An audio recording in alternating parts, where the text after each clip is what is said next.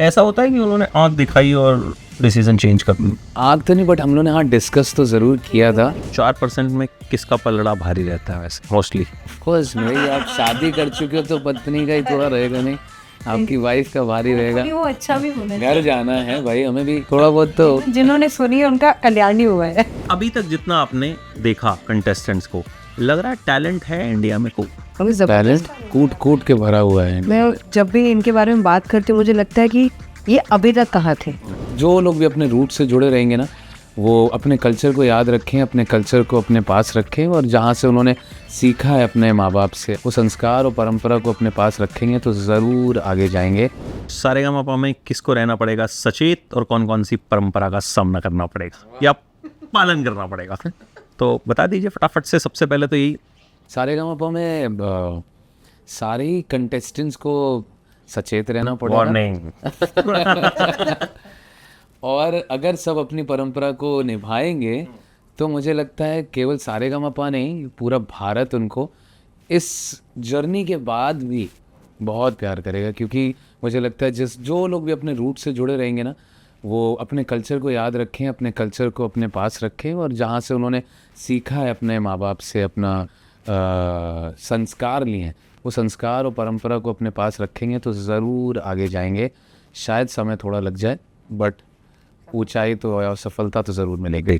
अभी तक जितना आपने देखा कंटेस्टेंट्स को, लग रहा है टैलेंट है इंडिया में को? टैलेंट कूट कूट के भरा हुआ है। मैं जब भी इनके बारे में बात करती हूँ मुझे लगता है कि ये अभी तक कहाँ थे।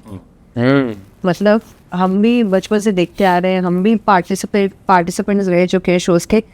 मुझे अब लगता है कि ये अब तक बच्चे थे कहाँ पे, ये पिछले साल क्यों नहीं है, उसके पिछले साल क्यों नहीं है।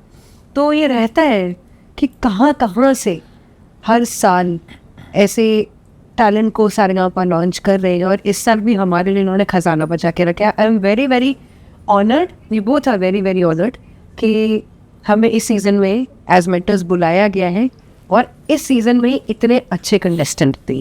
अच्छा, जब कुछ ऐसा होता है कि किसी कंटेस्टेंट पर डिसएग्रीमेंट है, आपको लगता है वो टैलेंटेड है, इनको लगता है टैलेंटेड नहीं, या फिर वाइस वर्सा, तो ऐसा होता है कि उन्होंने आंख दिखाई और डिसीजन चेंज कर लिया?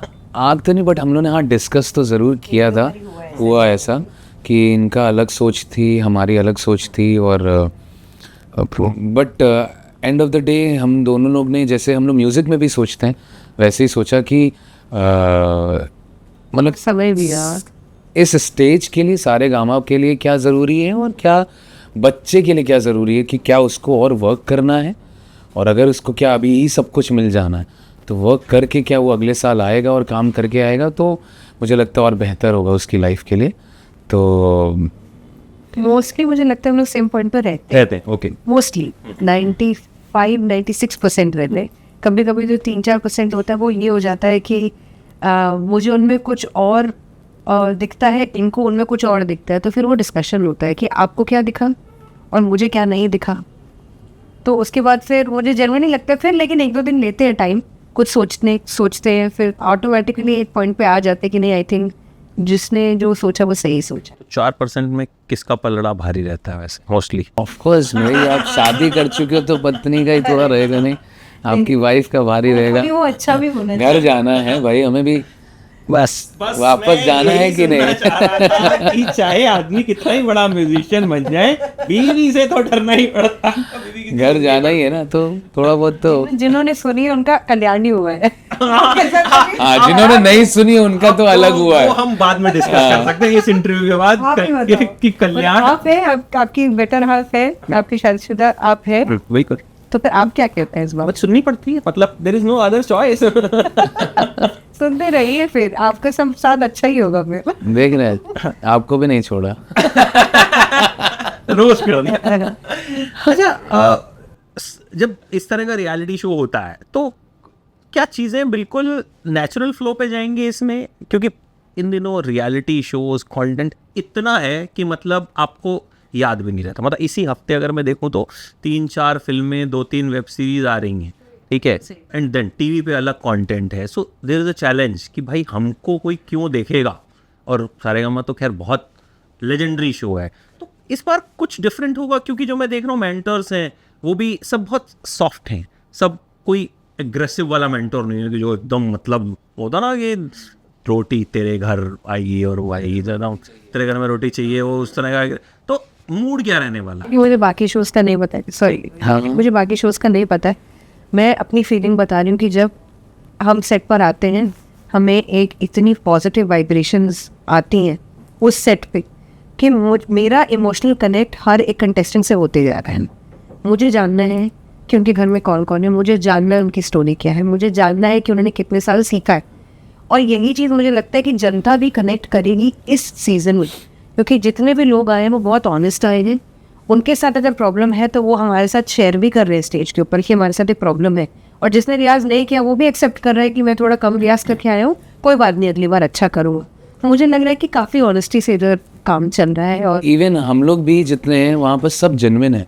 जैसे आपने बात भी बोली ना, आपको शायद शांत लगे सब लोग, शांत से ज़्यादा में भी उन वो सबके स्वभाव ही वैसे। हाँ, मैंने यही बोला कि इसकी मतलब वो सब जो हैं बहुत शांति से अपना काम करने वाले, जो अपने काम से शोर मचाने वाले। हम सब मतलब मुझे लगता है कि बनावटी वाले नहीं हैं, और जो है और जितना जिसको जैसा रिएक्शन मिलेगा मुझे लगता है वो वैसा ही रहेगा।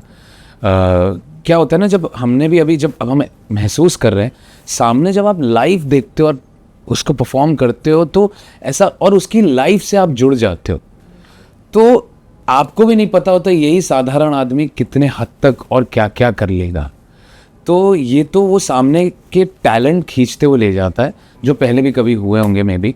सो but I think personalities we all groom day by day, we all see things कि ऐसा रिएक्शन क्यों आया, वो एक दौर होता है, एक समय आ जाता है। तो मुझे लगता है वही है। शांत तो क्या, सबको मतलब सबने हर प्रकार का समय देखा होगा अपनी लाइफ में। उन्होंने गुस्सा भी किया होगा, प्यार भी किया होगा, और टकरार भी हुए होंगे, ऐसा हुआ होगा। सो आई थिंक इट डिपेंड्स सामने क्या होता है, किसके लिए होता है, तो वो तो तब क्या। अच्छा, आप लोगों ने खूब सारा म्यूजिक बनाया है, बहुत प्यार मिला। अगर आपसे मैं पूछूं टॉप पे कौन सा गाना और बॉटम पे कौन सा गाना? हमारा यार, आप मतलब माता पिता से पूछोगे कि उनके नहीं, बच्चे वो हाँ, मुझे पता था आप यही बोलोगे, इसलिए मैंने सबसे अच्छा और सबसे खराब ही टॉप और बॉटम अगर आप लिस्ट बनाओगे तो कौन सा? मुझे पता है सारे गाने बहुत प्यारे हैं। तो लेकिन जो बॉटम की मतलब इतने, अब देखो 4-5 गाने होते तो याद होते, 4-5 गाने अगर हमने भी किए होते तो याद होते कि उस 5 में से कौन सा टॉप है कौन सा बॉटम है। काफी हैं सॉन्ग्स तो उस लिस्ट में, आई डोंट नो। एक कोई जो एकदम मतलब अगर मैं बोलूंगी एक गाना सुना दीजिए, कौन सा दिमाग में आता? टॉप सॉन्ग में डेफिनेटली बेख्याली कह सकते हैं, बट हमारे दिमाग, क्योंकि वहाँ से एक काफ़ी हद तक सचित परंपरा को पहचान मिली। बट मुझे लगता है एक राम सिया राम भी हो सकता है हमारे लिए, जो जिससे हम भी ऐसा लगता है ऊपर वाले से कनेक्टेड हुए, और वो हमारे दिल के भी बहुत। बॉटम आप बता दो जो आपको नहीं कर सकते। है तो चूज ही नहीं कर सकते हो आप कोई भी, जो आपने शायद वही ना, फिर वो शायद याद भी नहीं होगा कि कभी हमने किसी पिक्चर के लिए बनाया होगा, शायद वर्क किया होगा, शायद नहीं किया होगा। तो बॉटम तो आप बता दो कि आपको नहीं पसंद आए एक बार हमारा सचिन का। Thank you so much, Thank you. Late, and अगली बार मिलके और अच्छे से बात करते हैं।